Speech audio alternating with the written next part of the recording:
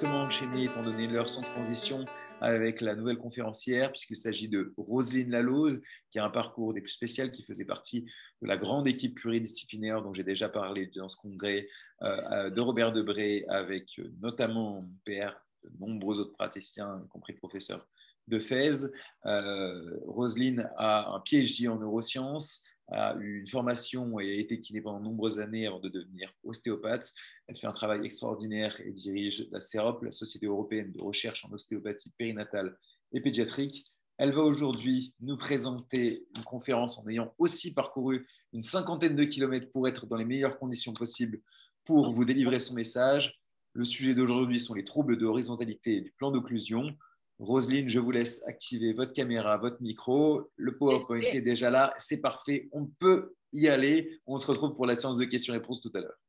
Alors, moi, je remercie le docteur Ali parce qu'il m'a beaucoup aidé dans ma présentation et je remercie Monsieur Bergeron et pas tout à fait Patrick Fellus parce qu'il m'a donné un sujet compliqué, les troubles d'horizontalité d'occlusion. On avait beaucoup discuté à Debré.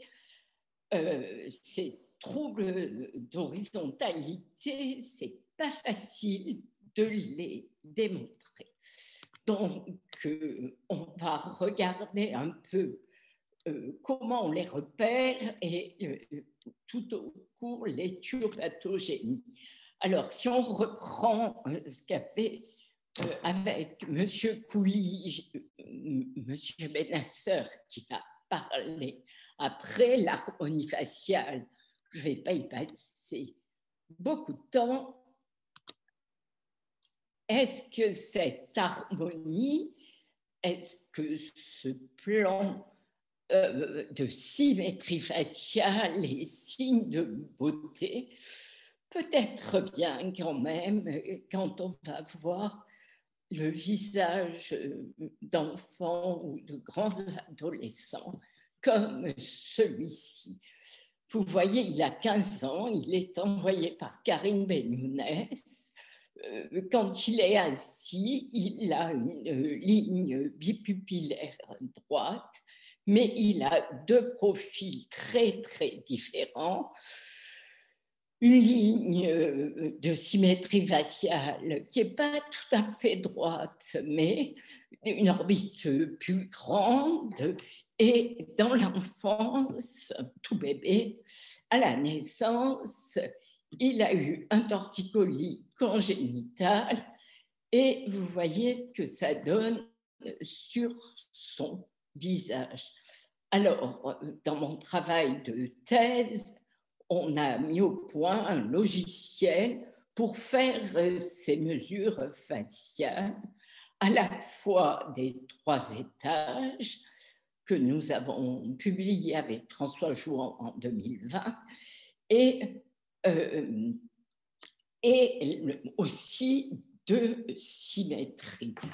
Donc, si on regarde, il est asymétrique, mais est-ce qu'on peut le voir sur l'iconographie? Eh bien, pas tellement, parce que contrairement à ce qu'on voit sur cette photo, alors que la ligne bipupillaire est droite, les téléradiographies sont basées sur les conduits auditifs externes. Ici, on a 4 degrés avec la ligne bipupillaire. On observe qu'il y a encore des beaux restes de torticolis, mais que si on veut mettre comme sur la radio cette ligne droite, eh bien, on est obligé, nous, d'incliner notre photo thermique. Donc, on n'est plus tout à fait dans les règles et le fait de passer par ces conduits auditifs externes, qui ne sont pas les canaux semi-circulaires, nous annule souvent l'obliquité du plan occlusal, comme vous pouvez le voir ici sur cette radio. Sur la téléradiographie de profil, on observe un dédoublement de la ligne mandibulaire, mais aussi, quand on regarde le panoramique, on peut s'apercevoir qu'on voit une partie d'un rachis d'un côté et pas de l'autre. Ça nous signe le torticolis congénital résiduel. Et ce rachis, donc, qui est asymétrique. Et donc, pour résumer, la posture normale n'est pas celle des canaux, comme on l'a dit précédemment. Alors, cette asymétrie mandibulaire avec ce dédoublement, on le voit en denture définitive, mais aussi en denture temporelle chez cet autre enfant. Alors, pour revenir à ce qui a été dit précédemment, croissance faciale eumorphique ou dysmorphique. Eh bien, vous voyez que quand on passe au scanner, où là, ce sont les canaux semi-circulaires qui font plan de référence et pas les conduits auditifs externes, on voit parfaitement l'asymétrie faciale et le torticolis résiduel, mais aussi l'asymétrie mandibulaire qui a à la fois le corpus, le ramus, les échancrures, les ATM, le col. Donc, si on prend cette plagiocéphalie à 9 semaines, elle comporte, elle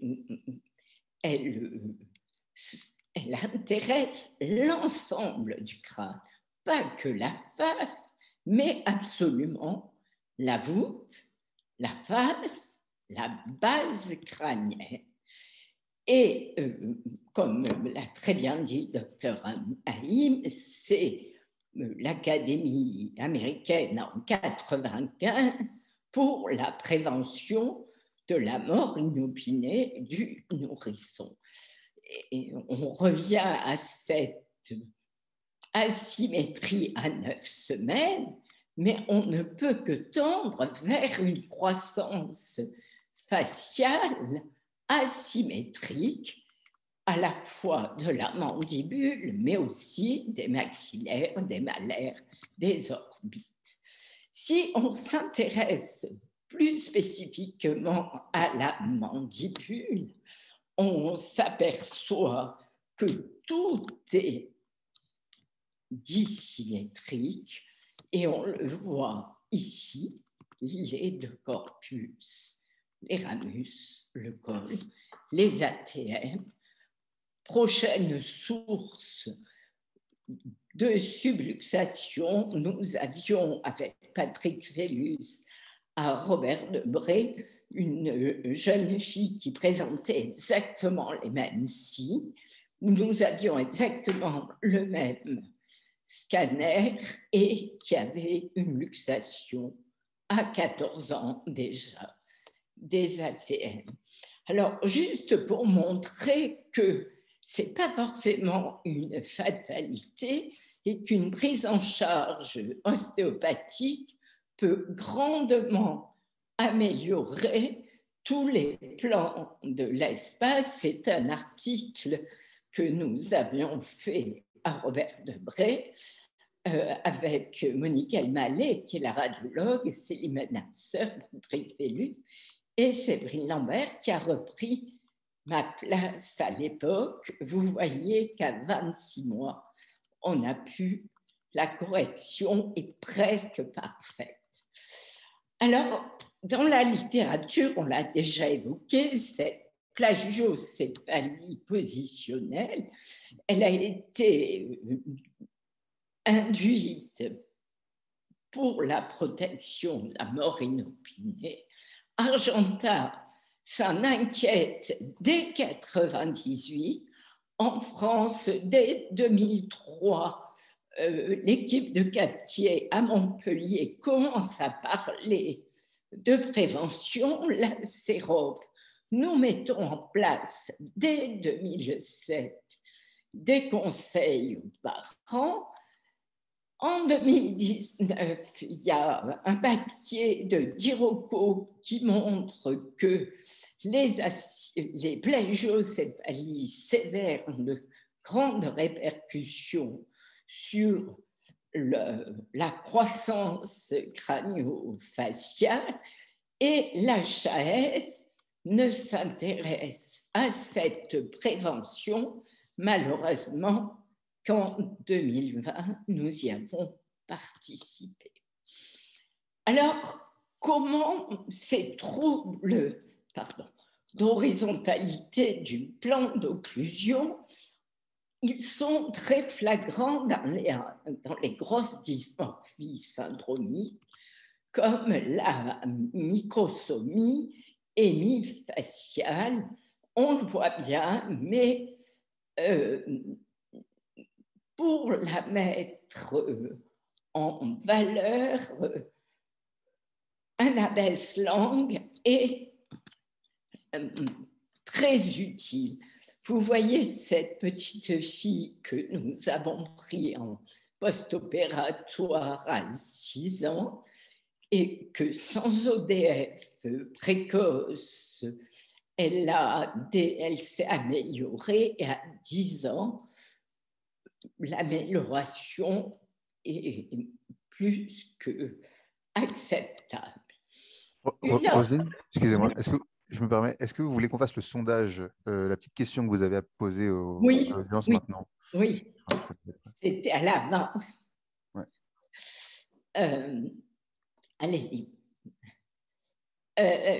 Donc, une autre prise en charge d'une microsomie hémifaciale qui passe beaucoup plus sous les radars, puisque cette petite fille est dépistée à 4 ans et demi par Patrick Fellus, qui nous la confie. J'ai du mal. Je suis obligée d'enlever. Je ne peux pas enlever la question là. Si, vous pouvez. Alors, je vais le faire. Hop. Merci. Donc, qui présente une anomalie. Je suis complètement. Voilà. Qui présente une microsomie en bosse de chameau et qui a donc été dépistée par Patrick, qui nous l'a confie. Et la prise en charge commence d'abord par un traitement ostéopathique, puis un traitement conjugué, à nouveau un traitement ostéopathique et un traitement conjugué aussi.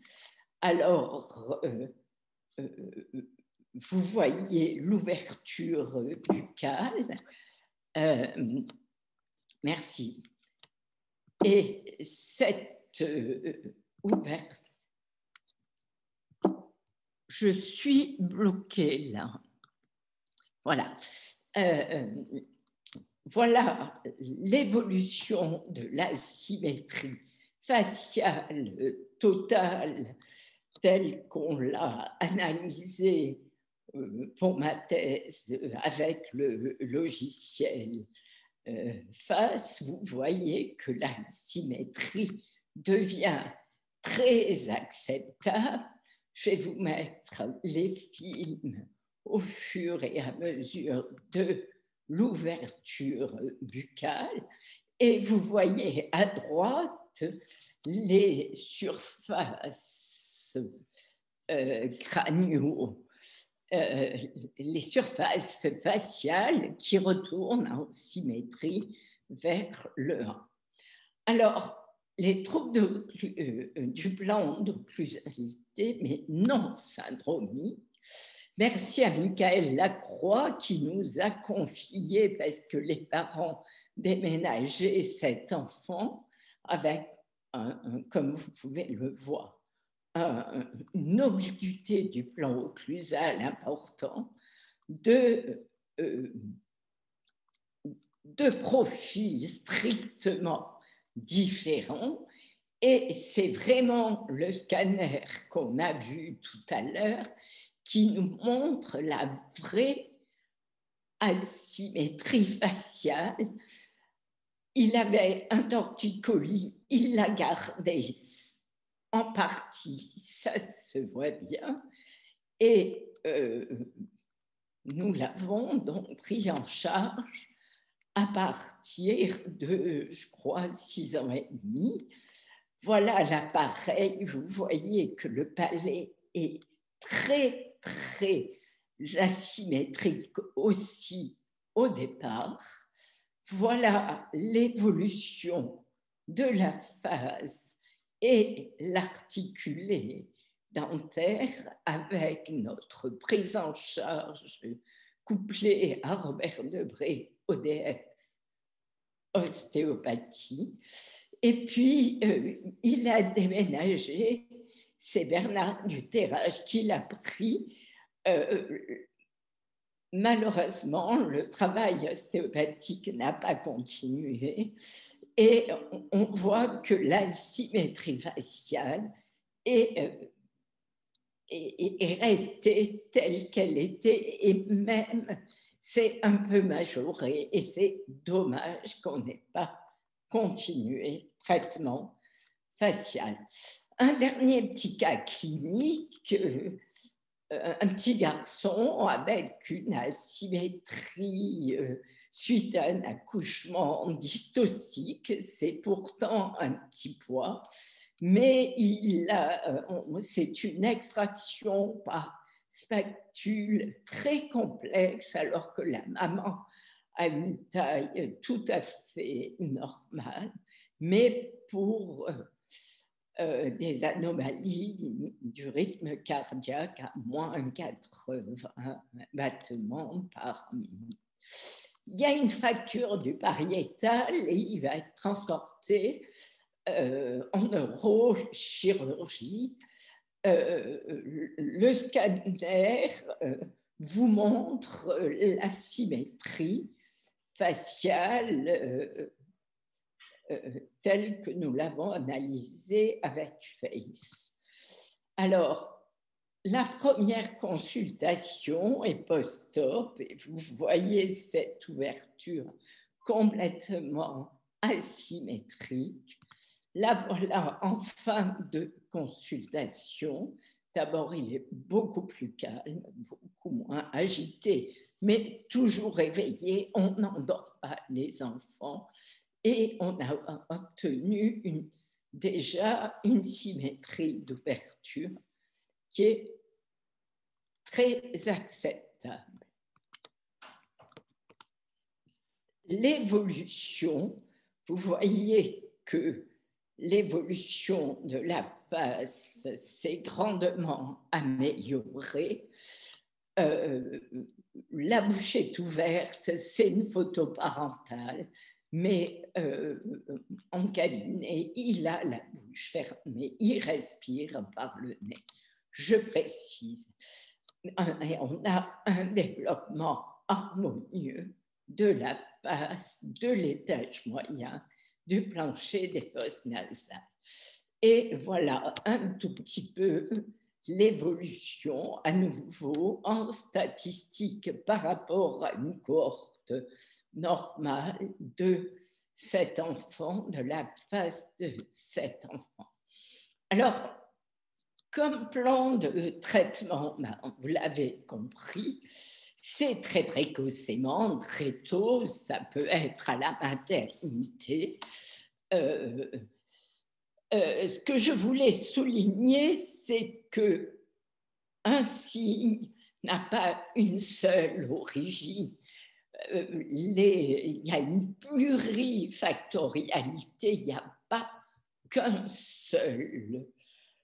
une seule entrée, un seul capteur. et que c'est un ensemble et qu'on va prendre à la fois le système crânio-facial, le rachis, la posture de l'évolution de l'enfant, mais je précise bien qu'à la CEROP, nous ne travaillons pas sur du crânio-sacré, nous ne travaillons que sur des bases scientifiques. Donc, rétablissement aussi des déficits de fonctionnement neuromusculaire. Et je répète, les plagiocéphalies fronto-occipitales avec torticolis congénitaux vont attester de la sévérité et du fait que l'asymétrie, le dysmorphisme va perdurer après 3 ans, ensemble ou en alternance avec tous les auteurs. On est un peu les rois du pétrole vers 6 ans au moment de la perte des dents lactéales. Les orthodontistes, vous n'avez pas de possibilité. Nous, en ostéopathie, la malléabilité des arcades est maximum à ce moment-là. Alors, comment on explique nos stimuli? Eh bien, par la mécanotransduction, certes, nos forces ne durent pas, mais elles s'appliquent uniquement sur des sutures en cours de développement, et on sait que quelques secondes suffisent pour modifier le côté par mécanotransduction, la forme de l'os.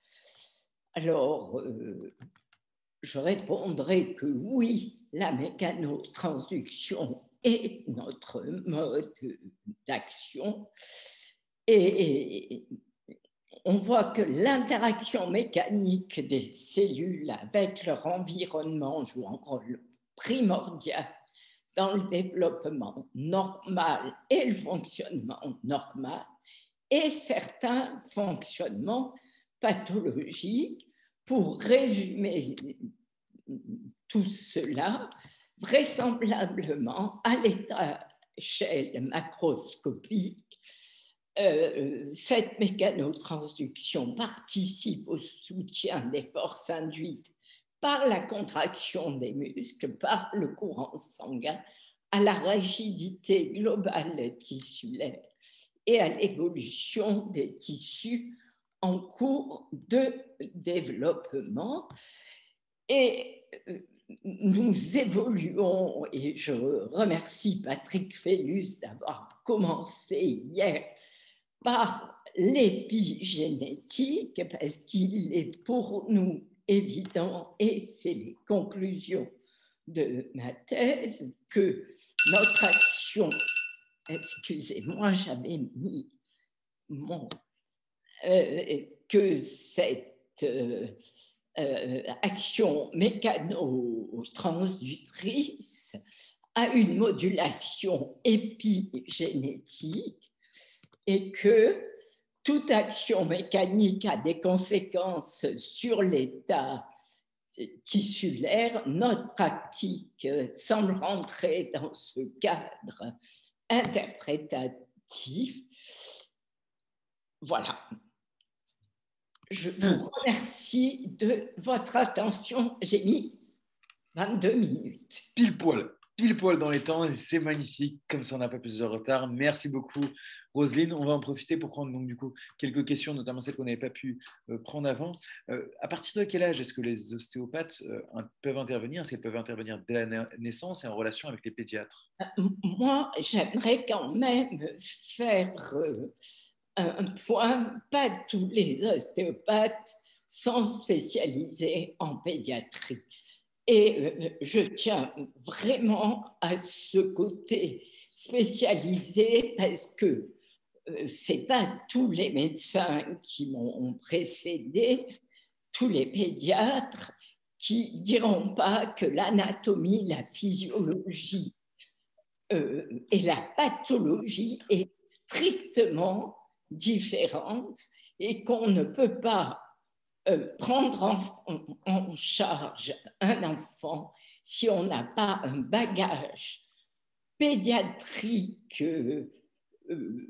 conséquent avec vraiment le monde médical sans prendre des risques. Et c'est pour cela que j'ai créé la CEROP en 2007. Donc, ça fait 15 ans que je quitte cette année pour laisser la place à, j'espère, ma consoeur de Robert Debré, qui va continuer à apprendre. Je vais continuer la recherche, le côté recherche à la CEROP. Ouais, je pense que c'est très important de parler de Robert Debré parce que je sais que dans vos carrières avec mon père, ces rencontres à Robert Debré, cette équipe pluridisciplinaire l'ont beaucoup fait évoluer. Je ne pense pas qu'il aurait eu cette philosophie aussi forte de ne traiter presque exclusivement les enfants entre 3 et 6 ans s'il n'avait pas rencontré toutes ces autres spécialités, tous ces autres praticiens à Robert Debré. Je sais que c'est ce qui a particulièrement forgé son opinion. C'est grâce à lui parce qu'il réclamait à corps et à cri un ostéopathe. Je rentrais du Vietnam, j'avais travaillé mis bout à bout plus de 2 ans dans des services de néonatologie. J'étais en train de terminer le crâne du nouveau-né qui a été corrigé pour la première partie par Céline Benasseur qui parle de bientôt.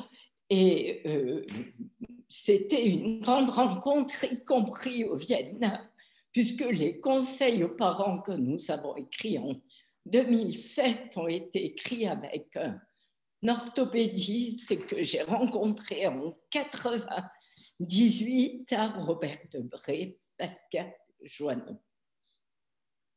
Voilà, je vois encore plein de commentaires très positifs. On n'aura pas le temps de traiter toutes les questions. Par contre, on pourra y répondre sur Facebook. Chaque conférencier aura cette possibilité-là. Je vois Jean Smith qui nous dit Roselyne Laloz, Ladier Deschamps de l'ostéopédiatrique française.